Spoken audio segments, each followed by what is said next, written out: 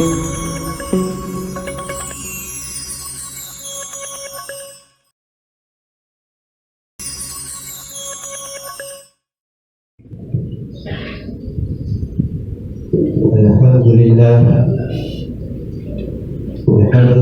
alladzi hadana lihada wa wafaqna lihada wa jama'alana jum'atan mubarakan insyaallah. Asyhadu an la ilaha illallah wahdahu la syarikalah wa asyhadu anna sayyidana Muhammadan abduhu wa rasuluhu la nabiyya ba'da. Allahumma salli wa sallim ala sayyidina Muhammadin wa ala ali sayyidina Muhammad. Amma ba'du,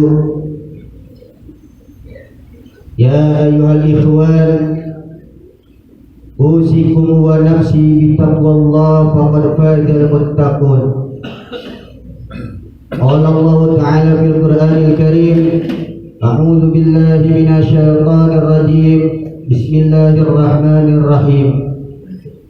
Ya ayyuhalladzina amanu taqullaha haqqa tuqatih wa la tamutunna illa wa antum muslimun. Shadaqallahul azim wa sadaqa rasul habibul karim wa nahnu ala dzalika minasyahidin wasyakirin walhamdulillahi rabbil alamin. Al-ayat wallahu a'lam bil muradi. Puji syukur kita panjatkan kehadirat Allah Subhanahu wa ta'ala. Rasa syukur kehadirat Allah Subhanahu wa ta'ala yang mana sampai saat ini Allah masih memperhatikan kepada kita sebagai hamba-Nya. Allah masih sayang kepada kita sebagai hamba-Nya.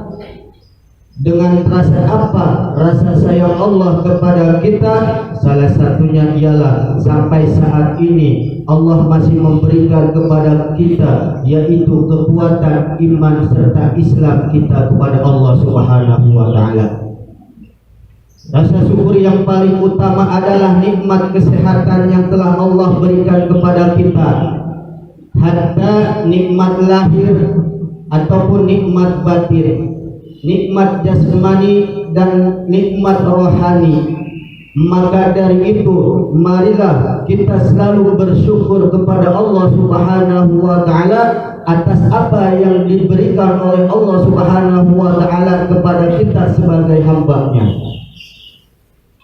Salawat serta salam selalu senantiasa tercurahkan ke junjungan alam, kepada manusia yang paling agung, manusia yang maha agung, yang diagungkan oleh yang maha agung, manusia satu-satunya kelak nanti yang akan menolong kita. Tidak akan ada lagi manusia yang kelak nanti di yaumil akhir yang akan menolong kita. Bahkan satu-satunya manusia yang paling pertama akan memanggil kita dan menolong kita, siapa lagi kalau bukan junjungan alam baginda Nabi besar Muhammad sallallahu alaihi wa alihi wa sahbihi wasallam.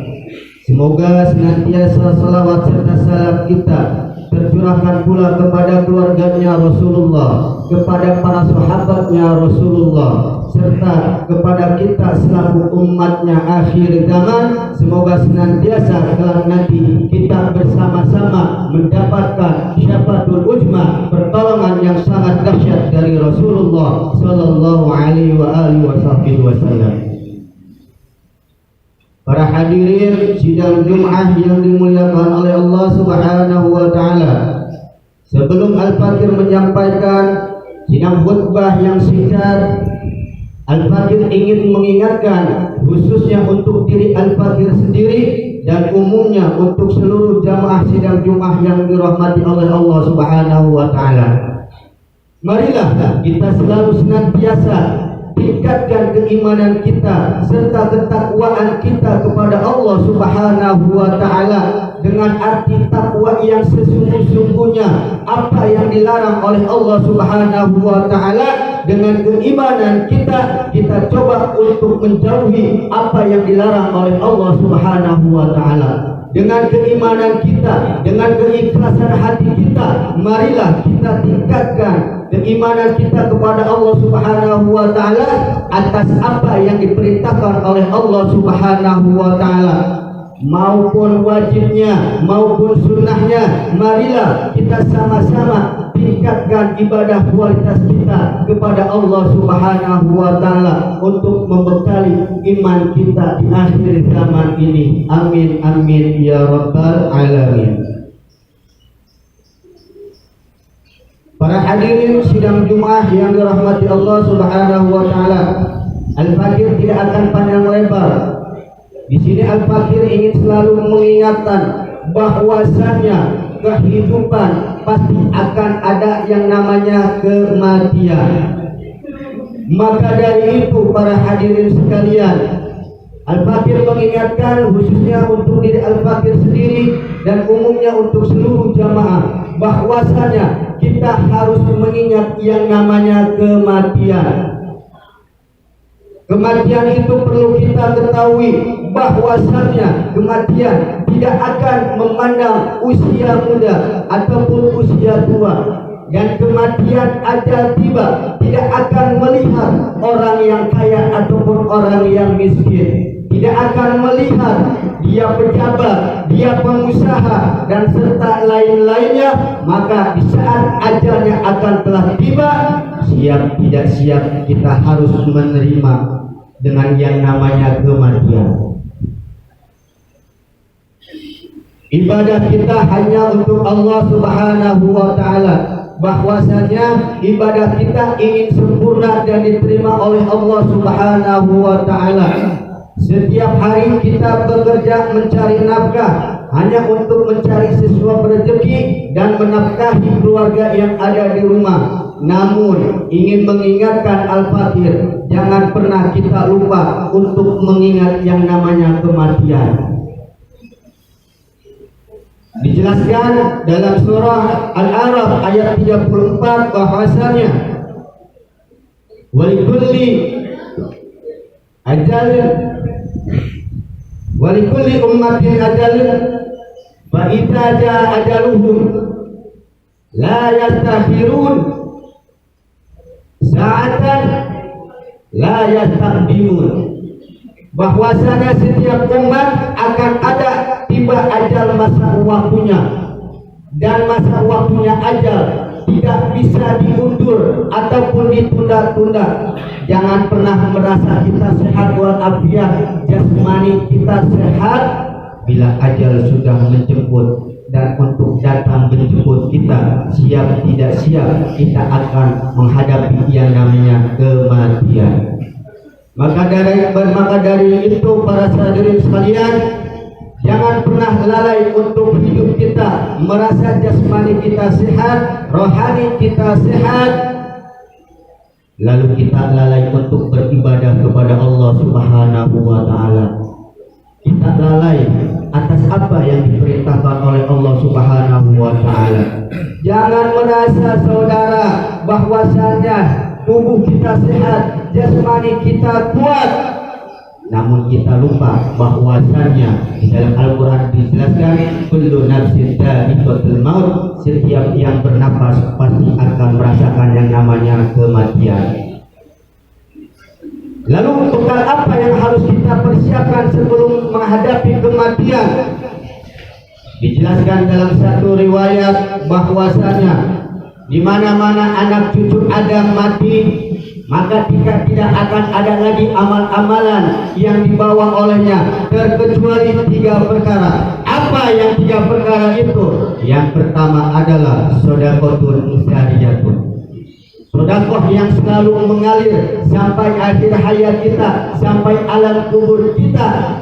Salah satunya ialah sisihkan rezeki kita di jalan Allah Subhanahu wa taala. Infakkan rezeki kita, infakkan rezeki yang kita cari, infakkan rezeki-rezeki berlebihan yang Allah berikan kepada kita. salah satunya infak kepada masjid-masjid, kepada fakir miskin, serta kepada anak yatim kaum duafa. Maka itulah sedekahun jariyatun, sedekah yang kelak nanti akan menolong kita di alam kubur, yang selalu mengalir untuk membela kita di hadapan Allah Subhanahu wa taala. Lalu apalagi yang kedua? Yang kedua, amal-amalan yang tidak akan putus pada anak cucu Adam ialah ilmu yang bermanfaat. Bagaimana yang disebut ilmu yang bermanfaat? Kita hadir di majlis ilmu, mendapatkan ilmu dari seorang guru, lalu kita mengamalkannya. Setelah kita mengamalkannya, lalu kita mengamalkan kembali kepada keluarga kita, kepada istri kita, kepada anak kita yang lebih utama. Setelah kita mengamalkan kepada keluarga kita, lalu kita mencoba mengamalkan kepada rekan-rekan kita. Setelah kita mencoba mengamalkan kepada rekan-rekan kita, ilmu apa yang telah kita dapati dari guru kita, hadirnya di majlis kita, di majlis ilmu kita, maka amalkan kepada saudara-saudara muslimin. Maka bila suatu saat salah satu saudara muslim kita mengamalkan apa yang diamalkan oleh kita dari guru kita, hingga guru yang mursyid sampai kepada Rasulullah SAW, maka amalan itu tidak akan putus sampai akhir hayat kita, sampai alam kubur kita. Lalu yang ketiga apa? Yang ketiga adalah amal-amalan yang tidak akan putus bagi anak cucu Adam. Yang ketiga ialah anak yang soleh serta soleha, selalu mendoakan kepada kedua orang tuanya, selalu mendoakan di saat orang tuanya masih ada, selalu mendoakan kepada orang tuanya walaupun orang tuanya telah tiada, mengirim suratul Fatihah, mengirim suratul Ikhlas, membacakan suratul Yasin setiap malam Jumat. Maka di alam kuburnya orang tua akan tersenyum dan bahagia melihat dan pengiriman doa dari anak-anak yang soleh serta soleha. Lalu kita mendapatkan putra-putri kita yang dididik agamanya oleh kita dengan sangat dalam. Anak tersebut mendalami ilmu agama, lalu mendapatkan ilmu dari gurunya. Anak tersebut mendoakan kita, maka itulah amal-amalan yang tidak akan putus kelak nanti kepada kita. Berkat siapa? Berkat anak soleh dan solehah kepada kedua orang tuanya. Semoga senantiasa kita sebagai orang tua bisa mendidik kepada putra-putri kita selaku anak yang soleh serta soleha kepada orang tuanya, berguna untuk negara dan agama. Amin amin ya rabbal alamin. Demikian sidang khutbah Jumat yang singkat ini, semoga bermanfaat khususnya untuk Al-Fakir sendiri dan umumnya untuk seluruh jamaah sidang Jumat yang dirahmati Allah Subhanahu wa taala. Barakallahu li wa lakum fil Qur'anil azim wa nafa'ani wa iyyakum bima fihi min ayati wa dzikril hakim wa taqabbal minna wa minkum tilawatahu innahu was-sami'ul ghafurur rahim. Allahumma salli ala Sayyidina Muhammad wa ala ali Sayyidina Muhammad.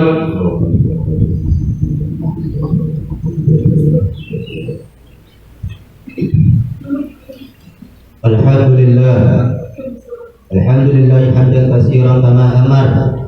Asyhadu an la ilaha illallah wahdahu la syarika lah.